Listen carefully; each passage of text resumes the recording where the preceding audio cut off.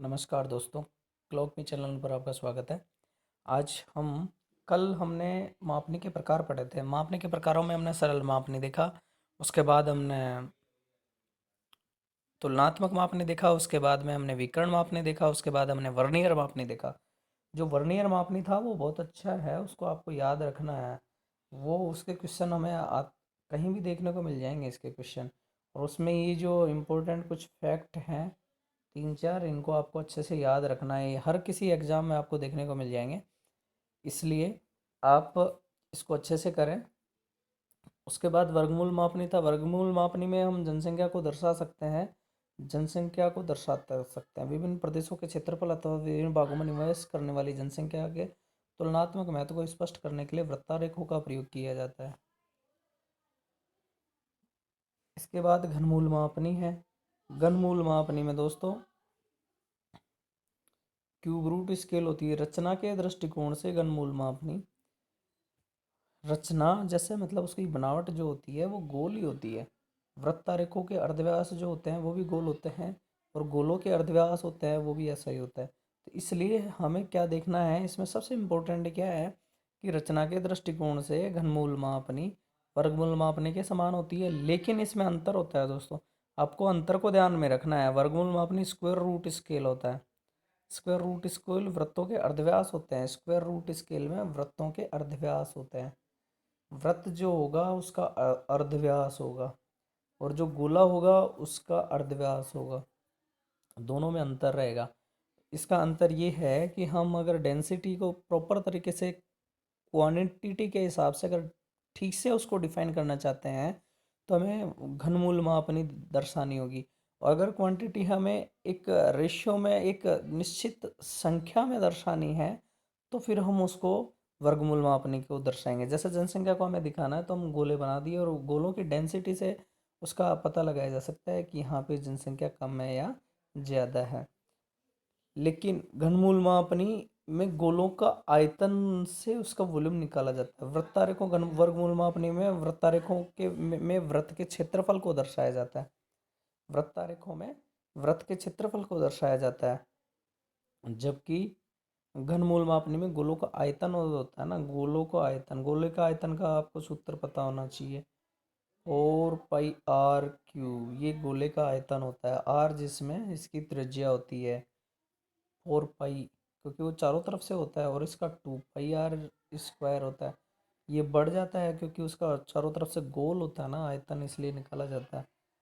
अब हम इसके बाद दोस्तों हम मापनी पढ़ रहे हैं, जिस मापनी का मतलब है ढाल की मापनी। कौन सी मापनी है दोस्तों? वो ढाल की मापनी। वो मापनी है दोस्तों ढाल की मापनी। Scale of slope. Scale of slope ढाल की मापनी के द्वारा किसी दिए गए समोच्च रेखीय मानचित्र में क्षैतिज तुल्यांक तथा ढाल की मात्रा या प्रवणता का अंतर संबंध प्रदर्शित किया जाता है। ढाल की मापनी ढाल की मापनी के द्वारा किसी दिए गए समोच्च रेखीय मानचित्र में क्षैतिज तुल्यांक तथा ढाल की मात्रा या प्रवणता का अंतर संबंध प्रदर्शित किया जाता है। मानचित्र में किन्हीं दो अंतो उत्तरोत्तर समोच्च रेखाओं के मध्य मापे गए क्षैतिज तुल्यांक के अनुसार उन समोच्च रेखाओं के मध्य ढाल की मात्रा को मापने में पढ़ा जा सकता है। हम सारी चीज़ों को माप रहे हैं, मेजर कर रहे हैं। सीधा दो बिंदुओं के बीच की दूरी भी हम मेजर कर रहे हैं।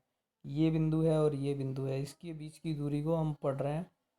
इसके बीच की दूरी को हम पढ़ रहे हैं, और उसको RF लेके, उसको मापनी लेके उसको हम डिफाइन कर रहे हैं अनुपात में।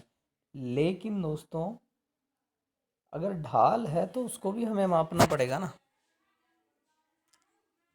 ढाल को भी हमें मापना पड़ेगा। तो उसमें हमें क्या करना है, समोच्च रेखाओं के बीच जो क्षैतिज तुल्यांक होता है ना, ये रेखा हो गई, ये रेखा इसके नीचे की हो गई, ये इसके नीचे की रेखा हो गई। अब इसमें जो क्षैतिज तुल्यांक है, मतलब क्षैतिज तुल्यांक ये ढाल है और ये ऐसा हो गया, इसको मापने का काम करता है ये वाला जो ढाल की मापनी है उसको। तो इस क्षैतिज तुल्यांक से इनके समोच्च रेखाओं के मध्य जो रहता है ना ढाल, समोच्च रेखाओं के मध्य और क्षैतिज तुल्यांक दोनों के मध्य जो रहता है ना ढाल, उसको इस ढाल की मापनी में पढ़ा जा सकता है। ठीक है दोस्तों, तो आपको इस चीज़ का बहुत अच्छे से ध्यान रखना है, ये भी इसका भी क्वेश्चन आता है। अब हम पढ़ रहे हैं मापनिका विवर्धन एवं लघुकरण। मापनिका विवर्धन और लघुकरण। हमने मानचित्र बना दिया, सपोज करो हमने मानचित्र इंडिया का बना दिया।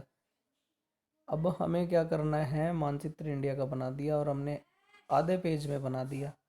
अब हमें चाहिए कि वो पूरे बड़े मानचित्र पे, बड़े पूरे पेज पे बनाना है, या फिर हमें उसको और एक्सपेंड करके एक चार्ट बनाना है। तो बड़े चार्ट पे बनाने के लिए हमें क्या करना पड़ेगा, उसका विवर्धन करना पड़ेगा। और बड़े चार्ट पे बना हुआ मानचित्र है उसको हम छोटे मानचित्र पे बनाएंगे, छोटे कागज पे बनाएंगे, तो उसे हमें उसे लघुकरण करना पड़ेगा। जब लघुकरण करना पड़ेगा, छोटा करना पड़ेगा, तो हमें लघुकरण करना है, बड़ा करना है तो विवर्धन करना है। उसका एक पैटर्न है दोस्तों, वो पैटर्न क्या है वो अब अपन आगे देख रहे हैं। ये विवर्धन और छोटा करने के लिए पेंटोग्राफ का यूज किया जाता है। पेंटोग्राफ उसकी साइज को छोटा भी कर देता है और बड़ा भी कर देता है। आपको याद रखना है कि मानचित्र के लघुकरण और विवर्धन के लिए किस ग्राफ का यूज किया जाता है, किस निम्न में से किसका यूज किया जाता है, तो आपको पेंटोग्राफ करना है।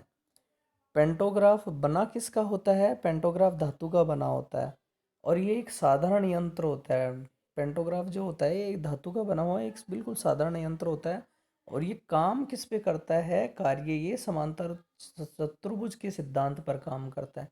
आप समांतर चतुर्भुज जानते होंगे, ऐसे करके ऐसा होता है, या फिर हम इसको ऐसे बना दें, ये समांतर चतुर्भुज है। अब ये समांतर चतुर्भुज है तो इसमें एक पिन यहाँ लगी होती है और एक पिन यहाँ लगी होती है, एक पिन यहाँ लगी होती है, एक पिन यहाँ लगी होती है। तो इसको हम इधर करेंगे तो ये इधर विवर्धन हो जाएगा, इसको हम इधर करेंगे तो इधर भी विवर्धन हो जाएगा। मतलब इसको हम चिपकाएंगे इधर से तो इसका ये वाला चौड़ा हो जाएगा, इधर से चौड़ा हो जाएगा, ये मतलब ऐसा चौड़ा हो जाएगा। और अगर हम उसको इधर से करेंगे तो ये वाला चौड़ा हो जाएगा, लेकिन वो एक निश्चित अनुपात में होगा क्योंकि समानांतर चतुर्भुज ऐसे ही रहता है। इसलिए ये जो पेंटोग्राफ होता है ये इस पे काम करता है और निश्चित अनुपात में विवर्धन और उसका वो कर देता है। ठीक है दोस्तों, उसके बाद क्या है, उसके बाद हम देख रहे हैं कि कैमरा लूसिडा विधि प्रकाशीय नियमों पर आधारित है। कैमरा लूसिडा जो विधि होती है वो प्रकाशीय नियमों पर आधारित होती है। ये आपको याद रखना है कि कैमरा लूसिडा विधि किस किस पर आधारित है। इसमें ज़्यादा देखना नहीं है। कैमरा लूसिडा विधि कैमरे से बनाया जाता है और इसका जो ऑप्टिकल रूप होता है उससे यूज़ किया जाता है। उसको ज़्यादा टेक्निकल आपको जाने की ज़रूरत नहीं है, आपको ये याद रखना है कैमरा ल्यूसिडा विधि प्रकाशीय आधार पर काम करती है। ठीक है, नियमों के आधार पर। अब हम पढ़ रहे हैं मानचित्र पर दूरी का मापन। क्या पढ़ रहे हैं दोस्तों, मानचित्र पर दूरी का मापन। मानचित्र पर दूरी का मापन, मानचित्र जो होते हैं उन पर दूरी का मापन कैसे करेंगे। मानचित्र पर प्रदर्शित स्थानों वास्तविक लंबाई प्रदर्शित करने की जो विधि होती है उसके लिए हमें मापन का यूज करते हैं। अब ये मापन किस तरह से होता है वो अपन देख सकते हैं इसको। मानचित्र पर दूरी का मापन हम कैसे करेंगे भाई, मानचित्र तो हमने बना दिया और उसका हम मापेंगे कैसे। मानचित्र बना लिया हमने, विवर्धन भी कर दिया, वो भी कर लिया, लेकिन वो जो दूरी है उसको मापेंगे कैसे, ये सबसे इम्पोर्टेंट चीज़ तो यही रह जाती है। पटरी और डिवाइडर। डिवाइडर एक ऐसा होता है, आपने स्कूलिंग के टाइम भी यूज किया होगा, ये डिवाइडर होता है। उसका यूज आज तक पता नहीं चला, लेकिन अब हम देख सकते हैं ये जो है, यहाँ यहाँ इसके नीचे दो नुकीली होती हैं, इनको रख के हम दूरी को सेम दूसरी जगह लगा के उसको यूज कर सकते हैं, या फिर उसको निश्चित मात्रा में विवर्धन कर सकते हैं।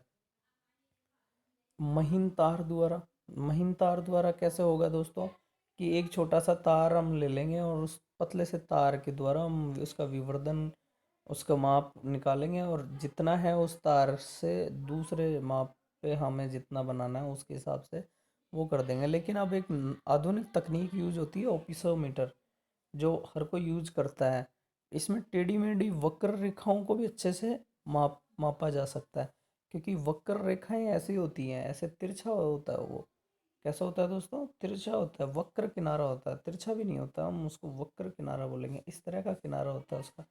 और इस तरह का किनारा होता है तो प्लेनीमीटर जो होता है ना, वो इस किनारे के साथ साथ चलता है, वो ऐसे इस किनारे के साथ साथ चलता है, और उसकी जो वक्र कर्व जो होता है ना, उसको भी अच्छे से माप लेता है दोस्तों। इसको आपको ध्यान रखना है। इसके बाद हम वर्नियर मापनी जो पढ़ रहे थे, उससे हम उसी का रूप जो है हम वर्नियर मापक देखेंगे आगे। वर्नियर मापक में दोस्तों, वर्नियर मापक रचनात्मक और विकर्णी मापक जितना शुद्ध माप निकालना संभव हो सकता है, उसकी अपेक्षा वर्नियर मापक से और भी अच्छे से पढ़ा जा सकता है।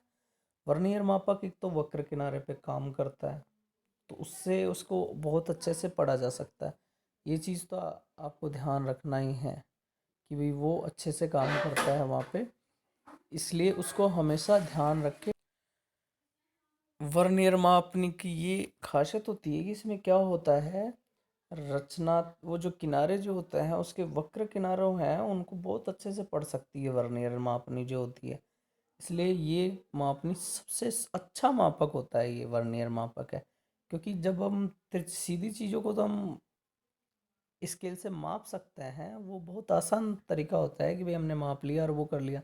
लेकिन सबसे ज़्यादा बड़ी दुविधा हमें वक्र किनारे पे होती है कि वो कैसे उसको कैसे वो करें। इसलिए वर्नियर मापनी मापक जो होता है वो उसमें अच्छे से काम आता है।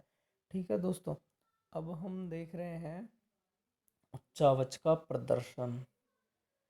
उच्चावच क्या होता है, उच्चावच ये होता है कि ये ढाल है, इसके मध्य की जो दूरी है, अब ये निम्नतम बिंदु और धरातल का निम्नतम बिंदु और उच्चतम बिंदु के मध्य जो अंतर होता है ना, ये क्या कहलाता है, उच्चावच।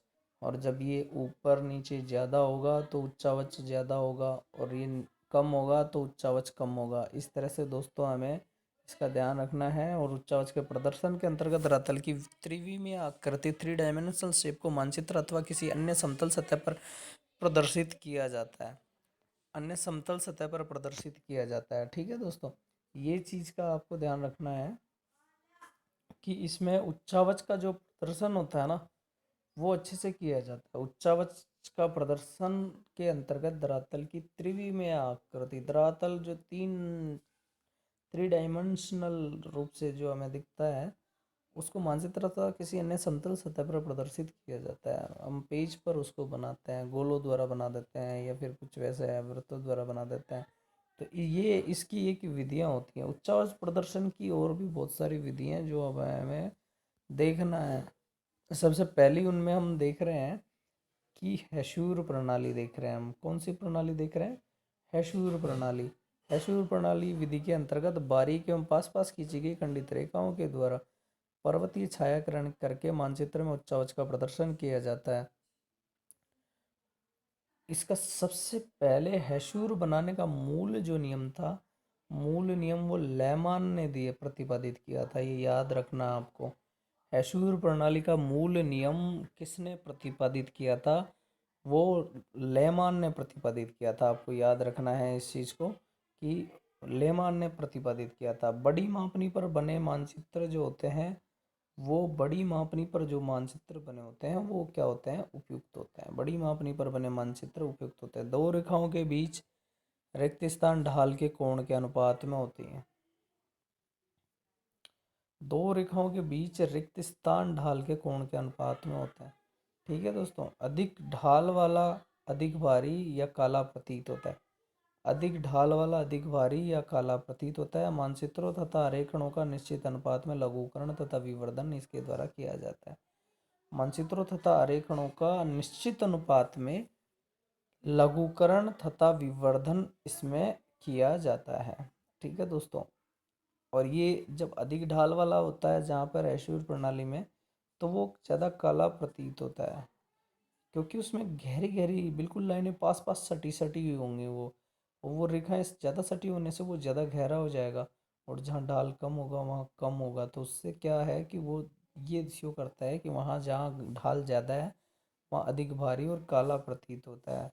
और इसमें ढाल का कोण है ना, ढाल में कितना कोण है, वो दो रेखाओं के बीच का अनुपात जो होता है ना, उसको लिया जाता है। दो रेखाओं के अनुपात को उसके ढाल के कोण के बीच में लिया जाता है कि भाई ये है, और इसमें जी क्या क्या कोण है, ये ज़्यादा हो गया तो फिर वहाँ ढाल ज़्यादा है, और जहाँ कम है वहाँ ढाल कम होगा। इस तरह से दोस्तों इसको वो किया जाता है। और सबसे महत्वपूर्ण ये है कि ये एस्योर बनाने का मूल नियम जो था वो लेमान ने दिया था। इसकी और भी विधियां हैं दोस्तों, जो उन विधियों को हम आगे पढ़ने वाले हैं। आज इसको यहीं ख़त्म करते हैं। धन्यवाद दोस्तों।